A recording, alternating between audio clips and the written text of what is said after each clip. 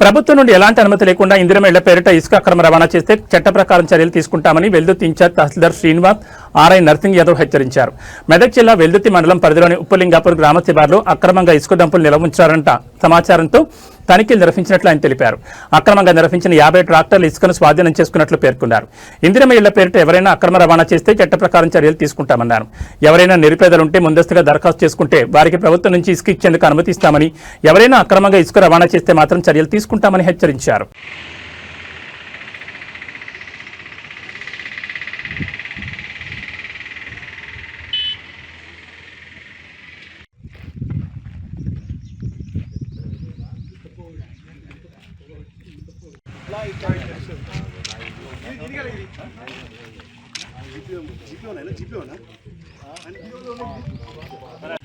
अरे बेला रहा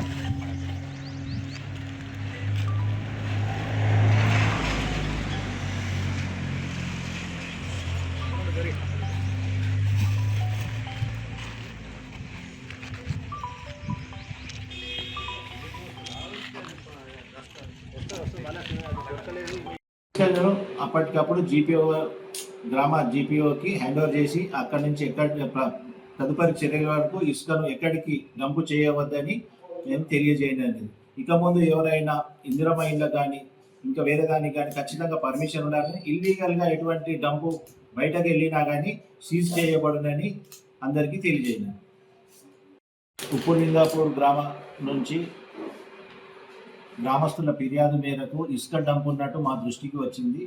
దానికి రాగానే నేను త్వరగా స్పందించి మా గిరిదవారితో సహా గ్రామ జీపీఓ గారులము ముగ్గురం వెళ్ళి దాన్ని పరిశీలన చేసి అప్పటికప్పుడే సీజ్ చేయడం జరిగింది. ఇది ఇందిరమ్మ ఇల్లు కాదని మాకు తెలిసింది. ఎవరైతే ఇందిరమ్మ ఇళ్ళకు పర్మిషన్ మేము ఇస్తున్నామో వాళ్ళు పర్మిషన్ తీసుకోవాలని, ప్రైవేటు వ్యక్తులు ఎవరైనా ఇల్లు కట్టుకున్నారంటే దానికి కూడా ముందు పర్మిషన్ తీసుకుంటే దాన్ని ఆలోచన చేసి బీపీఎల్ ఫ్యామిలీ కాదా అనేది మేము ఎంక్వైరీలో తేలితే 100% ఇస్తాము. కానీ ఇందిరమ్మ ఇల్లు కాకుండా వేరే రకంగా డంపు చేసి సుమారు 30-40 ట్రిప్పుల ఇసుక